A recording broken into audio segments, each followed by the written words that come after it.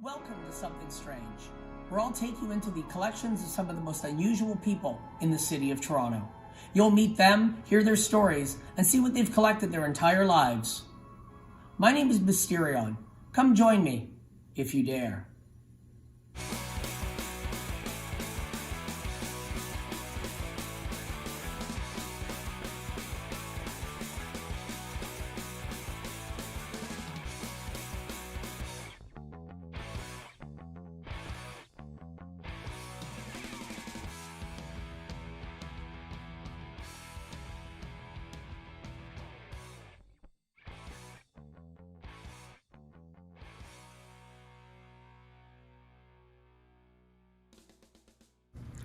My name is Ben Lovett, and I own the Prehistoria Natural History Center and the Skull Store Oddity Shop.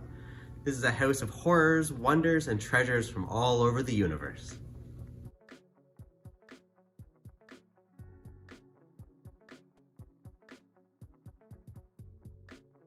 So, a taxidermy panda is very rare, let alone a taxidermy trash panda.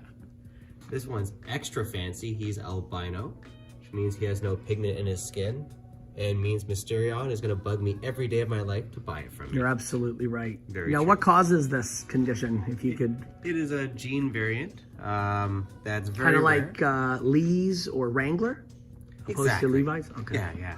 So basically, you need to have the gene in both parents for the baby to have it. So it's very unusual, which means it's very collectible. I actually have one of these. Yeah. Well, it's very rare unless you're Mysterion. Who Doesn't owns mean that I everything. don't want to buy this one too, because you are right. Every skull tells a story, and this one is of a very unusual medical condition. This is a human skull from someone who had dwarfism. They are very rare in private collection, but we use it for reference here at the Prehistoria Museum. Ben, you know I love elongated skulls. I own a couple, and you have a couple here in your collection. Could you tell me a little bit more about what happens to a skull when it's being elongated? Is that elongated, or is it just happy to see you? Boy. Yeah.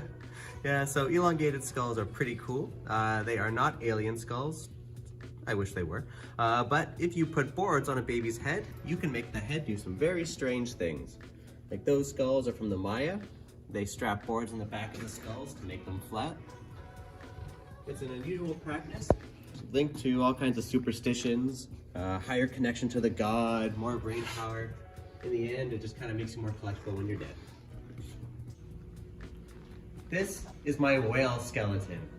It is a long-finned pilot whale that I found rotting on a beach in Nova Scotia.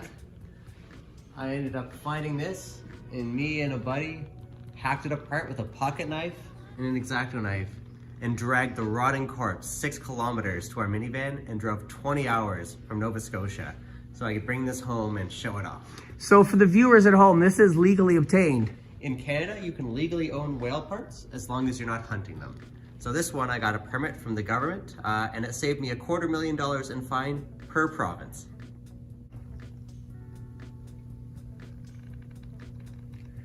We feature a lot of endangered species here in our collection, but we actually get permission to do so. We work with wildlife rescues and all kinds of zoos to make sure we can showcase the world's rarest animals without having to kill them.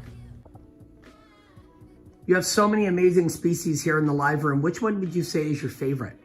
I have a lot of favorites, but it's probably this guy right here. This is a critically endangered Fiji iguana, one of the world's rarest lizards. These are critically endangered Burmese mountain tortoises. We have the biggest colony in Canada, and we're working to save the species.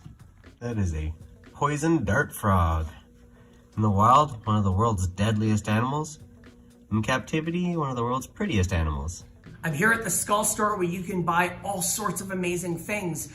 What are things people can be expected to find? Well, let's take a look. We've got a bit of everything here. We've got like fossils and crystals, taxidermy, some artifacts, a couple skulls. You know, you have the opportunity to sell that like a used car salesman. Like I would do it like, we have fossils, we have crystals, we have bones, we have everything. No? I'm not much of a used car salesman, more of a used body salesman. Hey, can you sell me a new back? You got a new back? I got your back.